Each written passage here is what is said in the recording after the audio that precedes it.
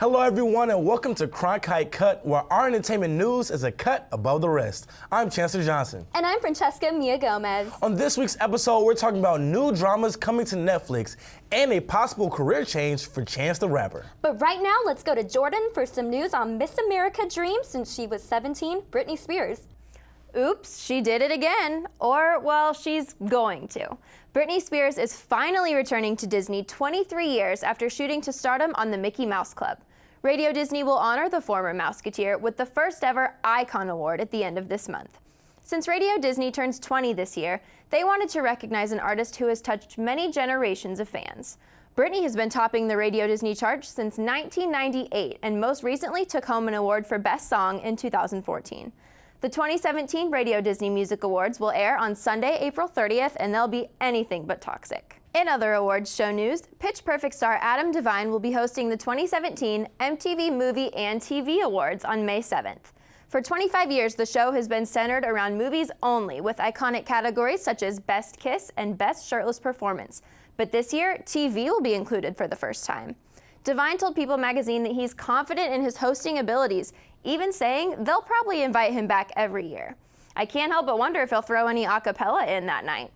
The list of nominees is posted on our Twitter, so check that out at Cronkite_Cut. I'm Jordan Elder. Back to you, Chance and Francesca.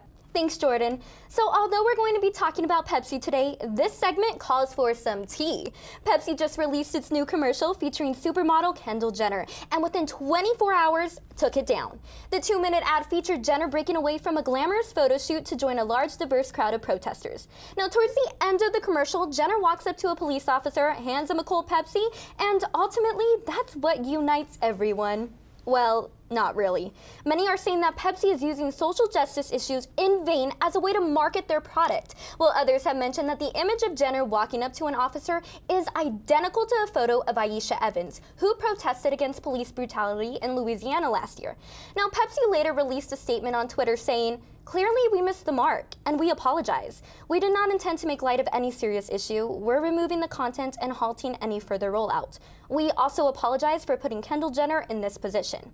Now, it looks like their apology was not accepted by everyone. Celebs like Russell Brand and Lena Dunham took to Twitter to express their disagreement with the ad. Even Madonna threw some subtle shade when she tweeted a photo of herself holding a Coke. So, Chance, what do you think about this Pepsi PR headache? Do you think that people will get over it, or how do you think this is going to play out? Yeah, I think they definitely missed the mark. Yeah. These are real life issues that people are dealing with, and Definitely. these are protesters who are really out here, and I think to minimize it and to have a celebrity kind of go up and hand a police officer Pepsi and kind of like all the problems are solved, I think that's probably not the best look moving forward. And the thing is, they got Kendall Jenner instead of the actual girl to do it. Right. So that's not relatable at all. Now to Brandon King with what's going on in movies. Thanks, you guys. Brandon here, back in the specialist spotlight to tell you all the latest movie news that's happening in your world. Starting with Jennifer Lawrence's next project. Now, we've known for a while that Jennifer Lawrence's next film is going to be called Mother, with an exclamation point, which is why I'm screaming. The film is going to be called Mother, and it was going to be directed by Darren Aronofsky, who of course did Black Swan, The Fountain, and most recently Noah.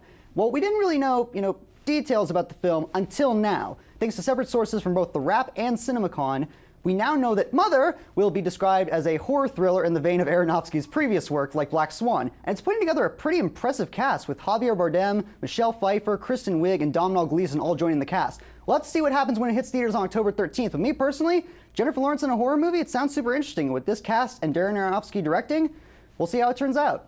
In other news, we've also got some news regarding Steve McQueen's new film, Widows. Steve McQueen, of course, being the award-winning director of 12 Years a Slave. He's been flip-flopping between a lot of different projects the last few years, between TV shows and films, and we now have a good idea of what his next project is going to be. It's going to be called Widows. It's going to be released sometime in 2018, and it tells the story of 4 bank robbers' widows, title, and their quest to finish their late husband's heist. Colin Farrell, who you see behind me, will be joining the cast as one of the widows, alongside Liam Neeson, Daniel Kaluuya, and Moonlight's Andre Holland. The widows themselves will be played by Viola Davis, Michelle Rodriguez, Elizabeth Debicki, and Cynthia Erivo from The Color Purple.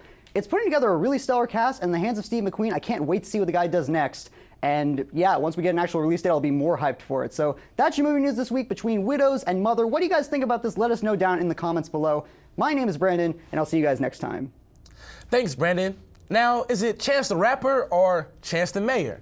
Yeah, you heard that right. A petition was recently started by Chance the Rapper fans calling for the Chicago rapper to run for office. There's even a nice website dedicated for Chandler for mayor 2K19, and recently Drake even said he could see him as a great mayor.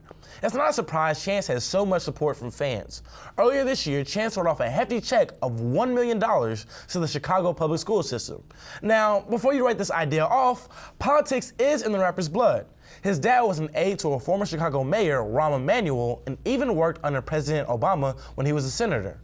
First things first, Chance is working on new music and is set to go on tour this summer. Francesca, what is your take on Chance as a possible mayor? He's got my vote. I love Chance the Rapper, and I would love to see Chance the mayor, and I'm pretty sure a lot of people would too. How about you? You know, I really like what he's doing for the city of Chicago. I think he's really putting them on and representing the city in a great manner, so Absolutely. I could definitely see him kind of in that position. Absolutely. So now we turn to Amani for the newest on Netflix. If you do not have a Netflix subscription, now is the time to subscribe. Netflix is changing up a bit, and more drama shows are coming to your screen. Two shows that have caught my attention are 13 Reasons Why and Casting JonBenet. The show 13 Reasons Why is a new show streaming only on Netflix that is based on the best-selling book by Jay Asher. The 13 episodes follow high schooler Clay Jensen, who receives 13 cassette tapes from his crush, Hannah Baker.